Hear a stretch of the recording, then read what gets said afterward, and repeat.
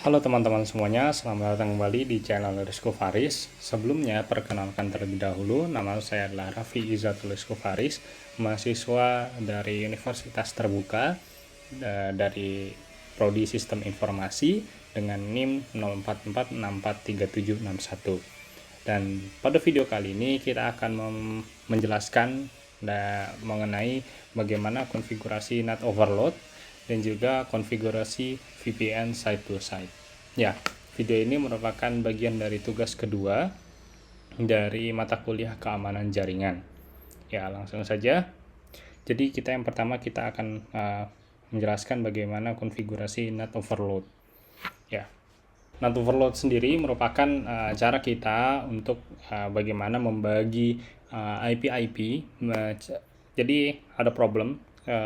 IPv4 itu dia terbatas ya jumlah IP-nya. Ya, jadi kalau misalnya kita dalam satu jaringan mempunyai banyak sekali hingga hingga kehabisan IPv4 itu, maka kita akan melakukan NAT overload ini.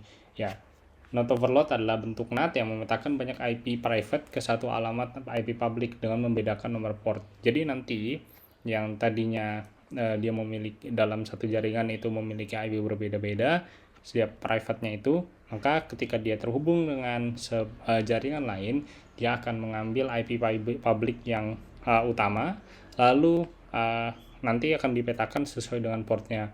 Jadi nanti IP-nya satu tapi portnya berbeda-beda untuk setiap uh, uh, node atau komputernya, seperti itu.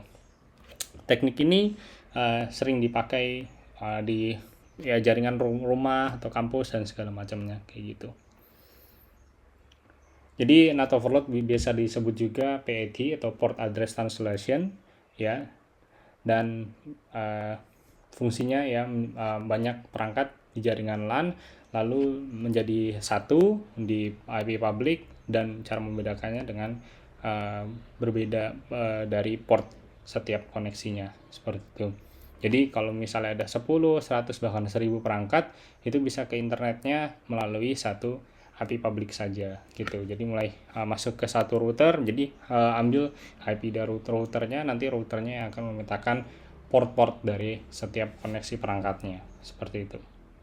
Jadi kenapa dipakai? Karena IPv4 tadi yang kita jelaskan itu terbatas.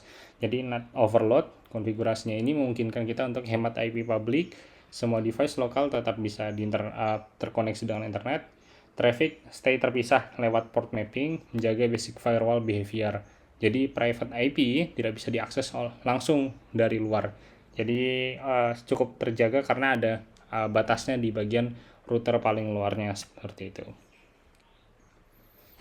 Jadi contohnya ketika laptop A mempunyai IPv4-nya 192.168.110, laptop B 192.168.111, dan ada juga yang menghubungkan kedua laptop tersebut itu menggunakan router public 367.8.110, maka saat A mengirim request ke internet itu dia kalau menggunakan IP NAT overload, maka dia akan memakai yang IP routernya tadi dengan dibedakan portnya, seperti itu. Ya, jadi untuk prakteknya nanti kita bisa mendownload terlebih dahulu untuk Cisco Packet Tracer-nya, lalu nanti akan disuruh login ke dalam Cisco Academy ya, Network Academy. Nanti ada file, nanti saya sertakan di kolom deskripsi ya, nat.pkt, langsung diklik saja. Lalu selanjutnya kita pastikan IP-IP-nya ini sesuai ya dengan yang ada di tabel ini, dari mulai routernya, fast ethernet 0/0/0, 0+ ya, dan segala macamnya. Lalu pastikan PC yang terdapat pada jaringan 192.168.10.10.0 bisa, dan 30.0 dapat mengakses web dan FTP server yang terdapat pada network 192.168.20.0 ya. Nanti bisa di sini lalu melakukan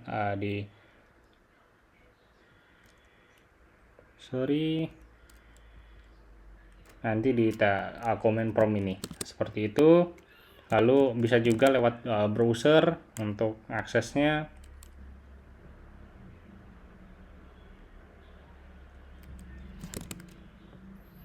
Satu 192.168.25. Ya, seperti ini dia maka sudah berhasil mengakses web server. Lalu nanti verifikasi melalui command prompt.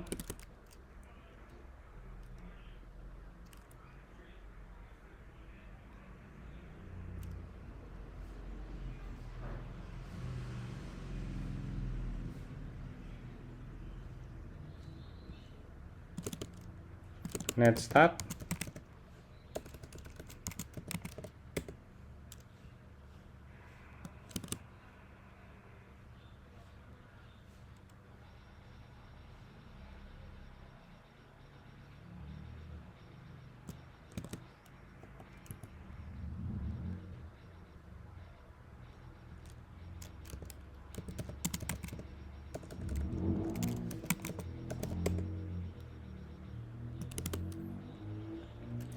Ya, lalu selanjutnya di sini di bagian PC 4 kita bisa akses FTP 192.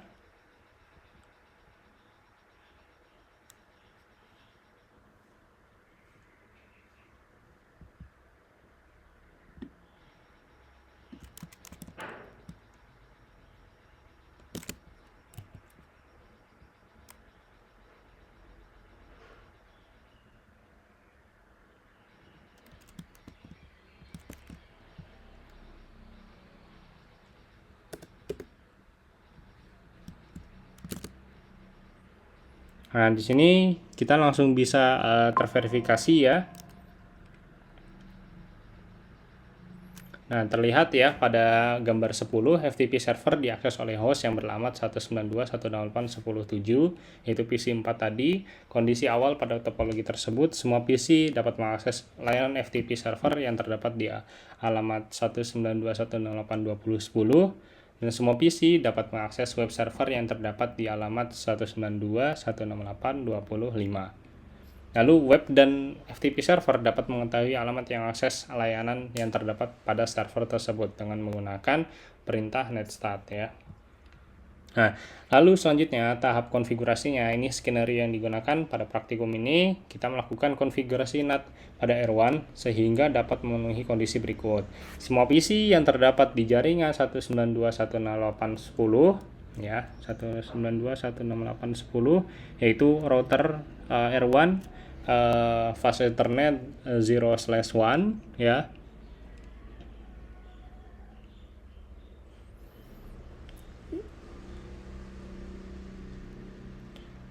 Dapat mengakses layanan web dan FTP server dengan memanfaatkan fitur NAT, sehingga web dan FTP server tidak mengenali alamat pengirim asli yang berasal dari network 192.168.10.0.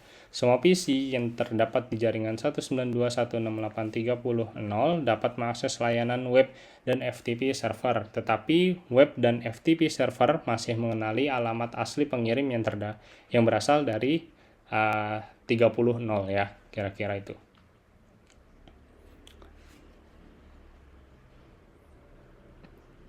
Nah, nanti konfigurasi R1-nya seperti ini.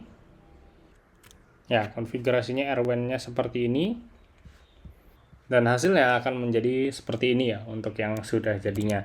Kita tahap analisisnya, pada tahap ini kita akan melakukan pengujian terhadap konfigurasi yang sudah dilakukan melalui browser yang terdapat PC0, PC3 dan PC4 akses web server HTTP. Nah, ini ya. Kita copy dulu.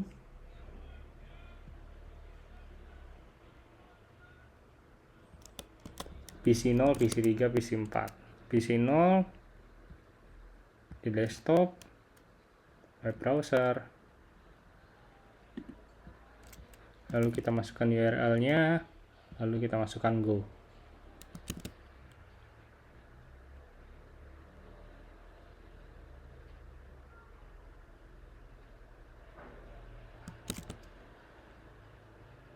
Sorry, ternyata di sini HTTP-nya kebanyakan. Kita go. Nah, ini web servernya sudah tersambung. Lalu selanjutnya di PC 3, desktop, web browser.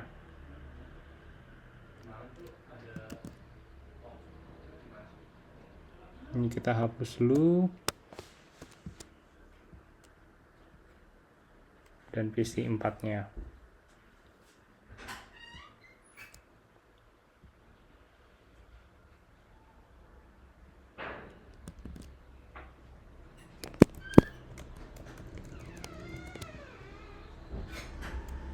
Nah, ini web servernya sudah terhubung semua. Lalu kita cek di server web servernya. Gunakan netstat.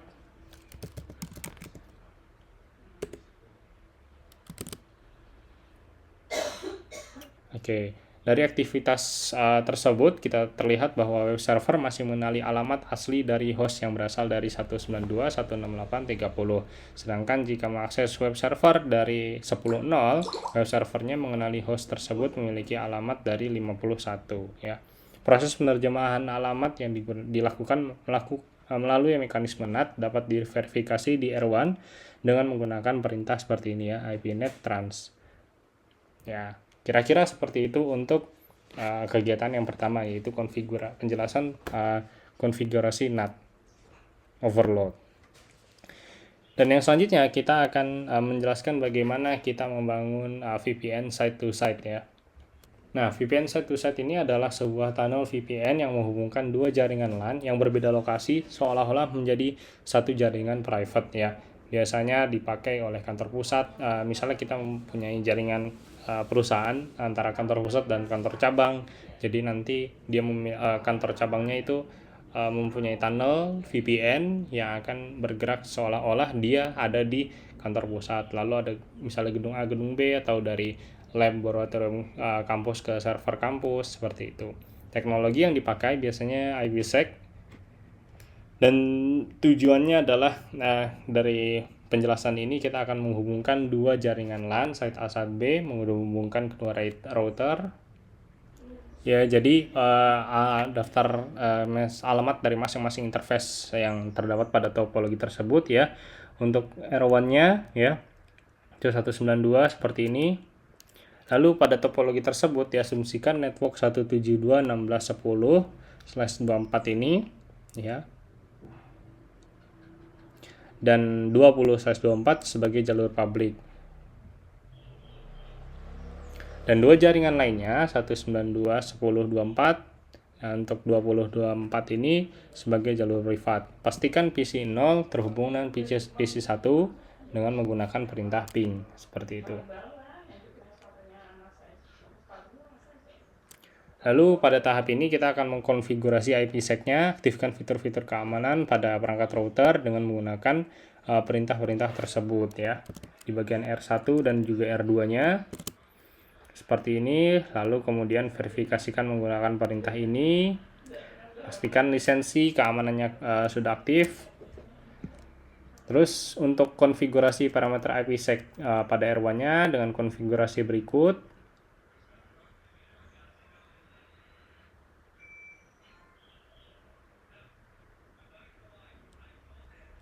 Ya, kira-kira seperti itu untuk video kali ini. Nanti untuk file awalnya dan juga yang hasilnya kita akan berikan di deskripsi. Terima kasih, sampai jumpa di video berikutnya.